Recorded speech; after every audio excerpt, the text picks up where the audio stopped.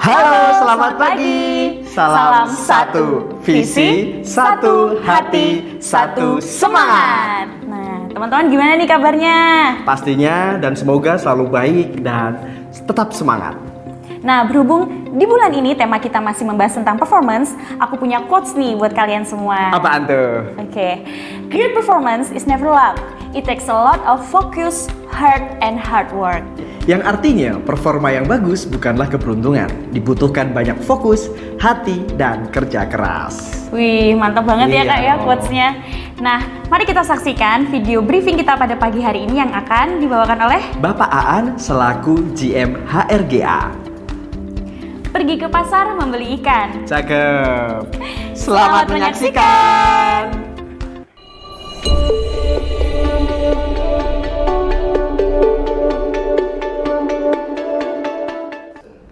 Salam satu visi, satu hati, satu semangat. Selamat pagi teman-teman sekalian, teman-teman Cun Motor dimanapun Anda berada. Gimana kabarnya? Semoga tetap sehat, dan kesehatan itu paling penting saat ini di tengah pandemi yang belum selesai. Teman-teman sekalian, tidak terasa ini sudah akhir bulan Mei, dan performan kita jangan lupa, walaupun di tengah pandemi kita ada untuk tetap menjaga performan baik diri maupun tim kita. Masih berbicara tentang performan di bulan ini teman-teman sekalian, Pak Sugeng kemarin sudah menjelaskan tentang gimana sih performan itu terjadi atau syarat performan itu bisa kita capai. Nah, kali ini saya ingin berbicara sebenarnya lebih kepada performan diri. Kita upas sedikit tentang apa sih yang mempengaruhi performan ini, atau performan kerja, atau performan diri, performan tim, atau performan perusahaan. Apa yang mempengaruhi? Tapi saya kepingin lebih kepada, kita lebih kepada introspeksi, yaitu performan di diri. Performan itu terpengaruhi ada dua hal tentunya, gitu ya. Segala apa yang mempengaruhi dari pihak eksternal dan pihak internal kita. Apa itu yang dari eksternal? Tapi nanti kita bahas tentang faktor eksternal dari diri kita, yaitu perusahaan, gitu ya. Visi misi perusahaan gimana, ini juga mempengaruhi. Terus tempat kerja itu meliputi tentang lingkungan kerja, komunikasi, satu hal yang lainnya, komunikasi atasan dan bawahan. Terus selanjutnya adalah alat pekerjaannya, SOP-nya mungkin, job desk-nya, gitu. Selanjutnya, ini yang paling penting, sistem remunerasi atau penggajian, sistem bonusnya. Nah, saya kira manajemen Cun Motor itu sudah berbanding lurus dengan faktor-faktor eksternal ini. Jadi maksudnya kebijakan-kebijakan yang dilakukan oleh manajemen ini sudah mendukung sekali gimana performan cabang, performan AHAS, performan tim ini untuk mendukung ke sana, gitu ya. Jadi faktor eksternal dari kebijakan perusahaan ini saya kira kita ada Cun Motor sudah berbanding lurus kiranya untuk mensupport performan teman-teman sekalian, performan kita itu untuk tercapai. Oke, kita tidak terlalu breakdown karena tadi kita anggap bahwa kita sudah pada kapal yang pas, gitu ya. Kita sudah berada pada kapal yang tepat. Sistem navigasinya, visi perusahaannya, saya kira sudah mengarah kepada jalan yang benar, gitu. Nah, mari kita bahas tentang faktor internal. Faktor internal itu faktor yang terjadi pada diri kita. Pertama, apa visi, misi, dan motivasi kita bekerja. Nah, ini menjadi penting teman-teman sekalian, karena setiap yang akan kita lakukan atau yang setiap kita lakukan itu muncul dari niat. Niat ini adalah gambaran dari visi kita. Nah, masih ingat ya teman-teman kita saat materi tentang satu VHS tentang visi. Visi ini adalah cara pandang kita ke depan yang bisa terukur, yang bisa kita lihat. Apakah kita bisa memvisualkan secara real visi kerja kita? Maksudnya begini, bahwa teman-teman bekerja ini ada gambaran nggak? 1 bulan, 2 bulan, 3 bulan, saya mau ngapain? Ini menjadi faktor internal. Kenapa? Nanti hubungannya sama motivasi. Kemarin ingat rumus motivasi itu sederhana. Kepengen memiliki apa, kepengen menjadi apa, maksimalkan diri. Itu 3 komponen motivasi. 3 itu tidak punya, motivasi kita akan turun teman-teman. Dalam arti bahwa teman-teman tahu nggak apa yang teman-teman mau. Ini sering sekali Pak Bobi menyampaikan. Kadang kita tidak mengetahui apa yang kita mau. Akhirnya bekerja seadanya atau bekerja hanya waton menggugurkan kewajiban, tidak ada tidak ada yang mau dicapai. Yang selanjutnya tentang upgrade diri. Teman-teman sekalian, teman-teman HR atau teman-teman di operasional tentunya terkait dengan development atau tentang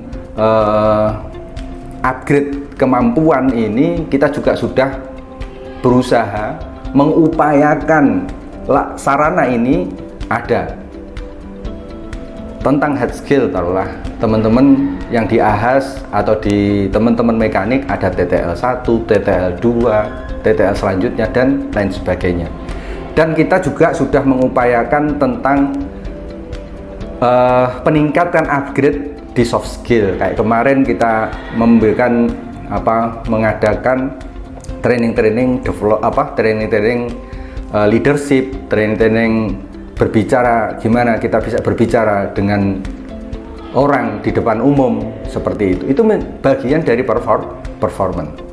Nah, apa yang sebenarnya ingin saya sampaikan tentang performance diri ini, faktor ini lebih kepada bahwa teman-teman sudah merasa nggak? Maksudnya kita itu sudah merasa bahwa kita itu mengupgrade diri, bahwa kita sudah punya niatan, saya kepengen menjadi suatu saat menjadi pimpinan di Jun Motor atau manajer di Jun Motor, atau posisi-posisi yang lebih dibandingkan saat ini teman-teman jalani. Gitu teman-teman. Jadi saya hanya lebih kepada mengingatkan, apakah kita sudah melakukan itu. Contoh upgrade diri, apakah sehari-hari kita sudah memakan buku bahasanya yang kita lahap, atau upgrade yang lain. Banyak, maksudnya media itu banyak sekali kalau sekarang. Jadi tidak saklek dalam satu ruangan formal. Atau teman-teman saat ini sudah merancang untuk meningkatkan jenjang formalnya, kira-kira seperti itu. Nah, pertanyaan-pertanyaan ini akhirnya yang bisa menjawab adalah kita sendiri, karena itu faktor dari internal kita. Mungkin itu teman-teman yang sebenarnya saya ingin mengingatkan saja lebih kepada introspeksi, bahwa pengaruh dari itu semua faktor utama dari internal kita. Mau apa enggak? Setelah kita tahu apa yang kita mau nggak melakukannya? Syaratnya kemarin itu. Jadi itu mungkin melengkapi apa yang disampaikan Pak Sugeng kemarin. Terakhir teman-teman sekalian, saya di kesempatan yang baik ini semua berkumpul di pagi hari, di hari Senin, masih kaitannya dengan performance. Kalau tadi performance diri, nah sekarang performance perusahaan ini.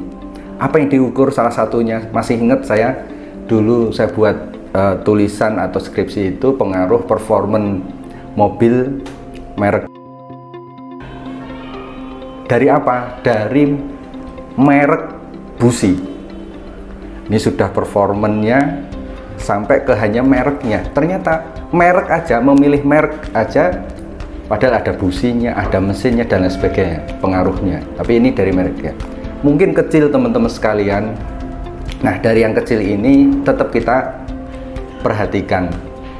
Apa itu? Tentang performa diri, tentang grooming yang setiap Senin teman-teman MC kita mengingatkan. Sebenarnya apa sih kita itu selalu mengingatkan?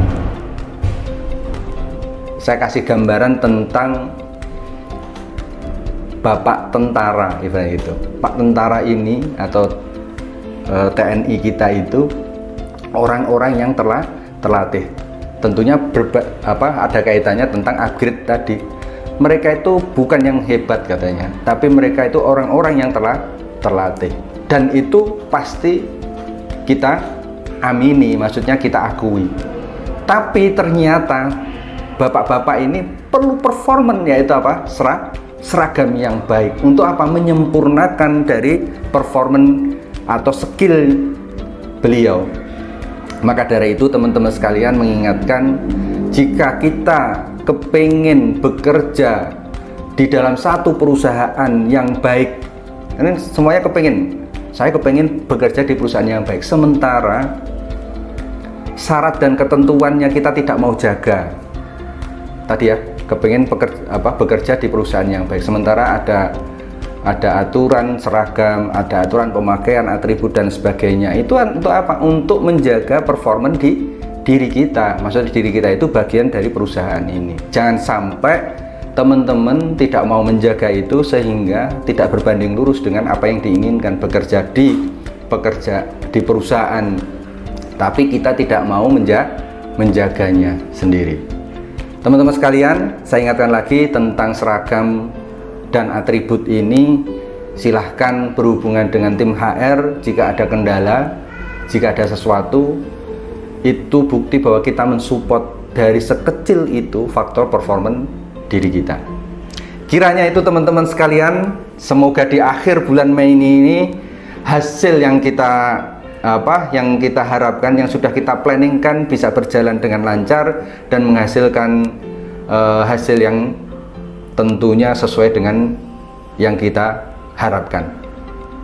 Akhiru kalam, billahi taufiq wal hidayah. Assalamualaikum warahmatullahi wabarakatuh. Tetap semangat dan selamat berkarya. Beri aplaus untuk Bapak Aan. Dan semoga briefing pagi kita hari ini bisa bermanfaat untuk kita semua.